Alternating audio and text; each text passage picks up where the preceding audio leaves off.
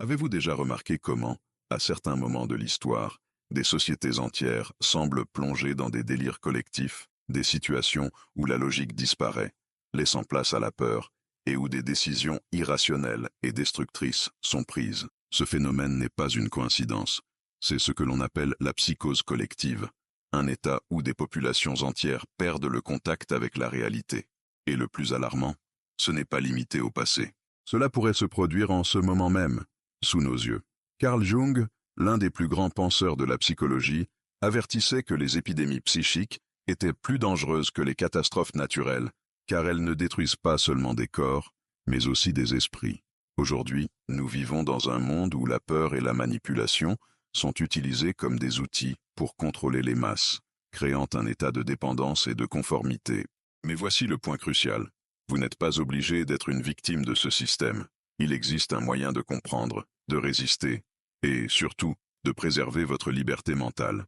Dans ce contenu, nous allons explorer ce qu'est la psychose collective, comment elle émerge, plus important encore, comment vous pouvez la combattre. Préparez-vous pour un voyage de découverte, où vous apprendrez non seulement à protéger votre esprit, mais aussi à inspirer la liberté dans un monde qui semble de plus en plus dominé par la manipulation.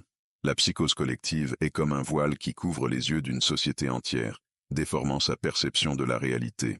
C'est un phénomène où des groupes massifs de personnes partagent des délires, créant une déconnexion collective avec le monde réel.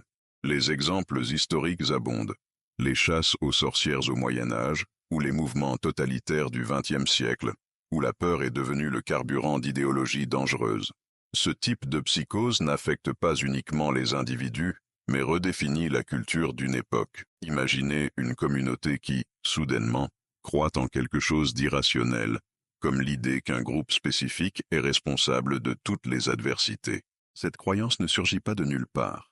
Elle prend forme dans des périodes d'incertitude et de peur, croissant comme une avalanche qui emporte avec elle toute logique. Sous l'emprise de la psychose collective, la société crée des explications délirantes qui offrent un faux sentiment de soulagement, mais qui se font au détriment du lien avec la réalité. Ces crises peuvent être déclenchées par des catastrophes économiques, des pandémies ou d'autres périodes de chaos. Au cœur de la psychose collective réside un danger majeur. Elle annihile la pensée critique, remplaçant la raison par la conformité. Ainsi, des personnes qui auparavant auraient remis en question des absurdités commencent à les accepter comme normales. C'est une épidémie invisible qui contamine les esprits au lieu des corps, avec des conséquences dévastatrices pour la liberté et l'autonomie. Ce n'est que le début pour comprendre le rôle de Carl Jung dans ce débat, où l'esprit humain devient le pire ennemi de lui-même. Carl Jung, dans sa sagesse, avertissait que les épidémies psychiques pouvaient être bien plus destructrices que les catastrophes naturelles. Pour lui, le plus grand danger pour l'homme était l'homme lui-même, surtout lorsqu'il était pris dans un esprit incontrôlé et déconnecté de la réalité. Alors que des tremblements de terre ou des inondations ont des impacts limités dans le temps, les psychopathologies collectives transforment des sociétés entières, laissant des cicatrices qui peuvent durer des générations. Un exemple concret de cela peut être observé dans les régimes totalitaires du XXe siècle, où des leaders ont manipulé l'inconscient collectif, utilisant la peur et l'anxiété comme outils de contrôle. Jung a observé que, lorsque des émotions négatives prennent le dessus, l'esprit humain crée des récits délirants pour soulager l'inconfort. Cependant, ces récits, loin d'apporter un véritable soulagement, déconnectent encore plus les individus de la réalité, les enfermant dans des idéologies ou sous l'influence de figures autoritaires. Pour Jung, la solution résidait dans la conscience de soi et le développement d'une pensée critique capable de résister à la contagion psychique. Il soulignait l'importance d'un regard introspectif, de la compréhension de nos propres peurs et insécurités, avant qu'elles ne deviennent le carburant de ces épidémies. Cela nous conduit à explorer les causes profondes de la psychose collective, qui révèlent comment les émotions de masse peuvent être manipulées et amplifiées. La psychose collective émerge sur un terreau fertile d'émotions négatives, comme la peur et l'anxiété, qui se propagent rapidement en période de crise. Lorsque ces émotions touchent de larges groupes, elles créent un climat de vulnérabilité facile à manipuler. Les gouvernements autoritaires, les élites dominantes ou même des systèmes de pouvoir informels exploitent cette instabilité pour diffuser la panique et renforcer leur contrôle. C'est comme un incendie dans une forêt sèche.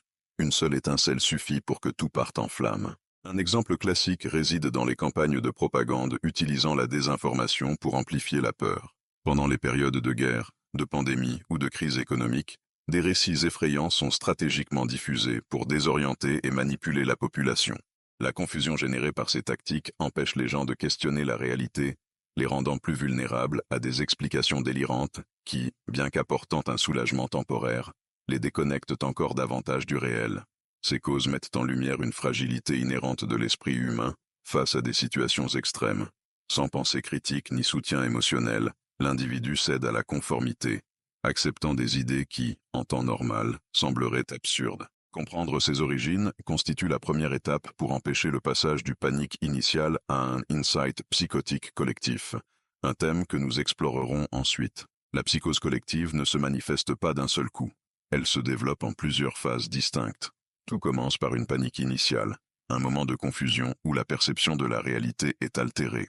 La crise, qu'il s'agisse d'une pandémie, d'un effondrement économique ou d'une menace politique, génère une anxiété de masse, laissant les individus désorientés et vulnérables. Dans cet état, l'esprit humain cherche désespérément une explication, même irrationnelle, pour soulager son inconfort. Cette quête mène à la deuxième phase, l'insight psychotique. C'est à ce moment-là que surgissent des explications délirantes de la réalité qui semblent offrir du sens et un réconfort momentané, mais qui déconnectent encore davantage les individus du monde réel. C'est comme un naufragé qui s'accroche à une planche flottante sans se rendre compte qu'elle le mène vers des eaux encore plus dangereuses. Ces récits, souvent promus par des leaders manipulateurs, se répandent rapidement, créant une fausse impression de contrôle tout en renforçant la psychose collective. Dans la phase finale, ces croyances délirantes se cristallisent et commencent à façonner le comportement collectif. La pensée critique est remplacée par la conformité, et la société entre dans un état de rigidité mentale où remettre en question la vérité acceptée devient un acte de rébellion. À ce stade, des structures telles que le totalitarisme trouvent un terrain fertile pour s'établir. Et c'est précisément ce type de psychose collective moderne que nous aborderons dans le point suivant. Le totalitarisme est une expression moderne de la psychose collective, où la peur et la manipulation psychologique sont utilisées pour contrôler des sociétés entières. Dans les régimes totalitaires, la société est divisée entre les gouvernants, qui occupent un statut quasi divin, et les gouvernés, qui sont infantilisés et rendus dépendants. Cette structure alimente une dynamique toxique d'obéissance et de soumission, renforcée par la destruction de la pensée indépendante. Faire face à la psychose collective exige des stratégies capables de briser le cycle de peur et de manipulation. La vérité est l'arme la plus puissante contre la propagande. Lorsqu'elle est diffusée de manière cohérente et claire, elle a le potentiel de déconstruire les récits mensongers. De plus, l'utilisation de l'humour et du ridicule peut délégitimer les leaders totalitaires, transformant la peur en discrédit et affaiblissant leur autorité. Un exemple concret est celui des mouvements qui utilisent la satire pour dénoncer les absurdités des régimes autoritaires, comme ce fut le cas dans certaines dictatures historiques, où des artistes et des intellectuels ont créé des œuvres subversives pour défier le statu quo. Une autre forme de résistance efficace est la création de structures parallèles, des organisations alternatives fonctionnant en dehors du système dominant, offrant un soutien et un lien aux personnes qui refusent la conformité. La résistance à la psychose collective est également un combat personnel. La pensée critique est une compétence qui doit être cultivée quotidiennement, en questionnant les informations et en analysant les contextes. Cette pratique, combinée à la préservation des liens humains et à la construction de communautés résilientes, est essentielle pour résister à l'isolement et à la conformité imposée par la manipulation psychologique. Dans la prochaine section, nous examinerons comment l'éducation et les connexions humaines peuvent devenir des outils encore plus puissants dans cette lutte. L'éducation est la base pour combattre la psychose collective, car elle développe la pensée critique et renforce la capacité à questionner les récits manipulateurs. En période de crise, la sensibilisation aux tactiques de propagande et de manipulation devient une arme puissante. Apprendre à reconnaître les signes de contrôle psychologique, comme la répétition d'informations biaisées ou la polarisation extrême, peut rompre le cycle de conformité. Les connexions humaines jouent un rôle tout aussi essentiel. L'isolement social, souvent imposé dans des contextes de psychose collective, affaiblit l'empathie et la solidarité. Se réunir dans des communautés où le dialogue et l'échange d'idées sont encouragés constitue un acte de résistance. Imaginez des espaces où les individus peuvent partager leurs histoires et réfléchir ensemble. Ces environnements non seulement renforcent la cohésion sociale, mais aident également à contrer les effets de l'isolement. Éducation et connexion vont de pair. Tandis que l'apprentissage favorise l'autonomie personnelle, les liens humains créent une résilience émotionnelle. Ensemble, ces éléments forment la base d'une société plus critique et moins vulnérable au contrôle totalitaire. C'est ici que l'art et la culture entrent en scène, offrant un moyen créatif d'inspirer la liberté et de défier les systèmes oppressifs, comme nous le verrons dans la prochaine section.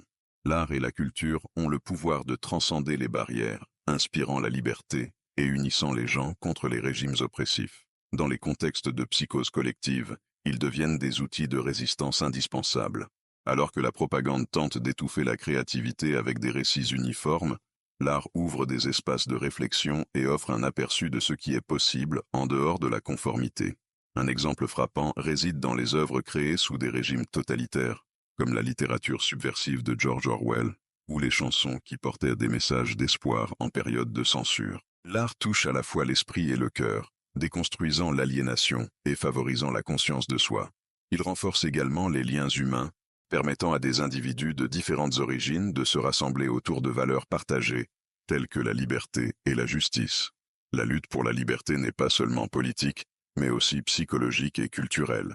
Créer, partager et consommer de l'art est un acte de défi face à la psychose collective. C'est une manière de rappeler que, même face à la manipulation et à la peur, l'imagination humaine est sans limite et que la vérité peut être révélée de manière inattendue. Ainsi, grâce à la pensée critique, aux liens humains et à l'expression créative, nous traçons le chemin pour résister et surmonter toute forme de contrôle. Maintenant que vous comprenez ce qu'est la psychose collective et les outils utilisés pour la propager, une question se pose. Que ferez-vous de ce savoir? Reconnaître les signes de ce phénomène n'est que la première étape. Le véritable défi réside dans la résistance. Êtes-vous prêt à cultiver la pensée critique, à renforcer les liens humains et à trouver dans l'art et la culture une source de liberté? Ou continuerez-vous à laisser la peur et la manipulation dicter vos choix?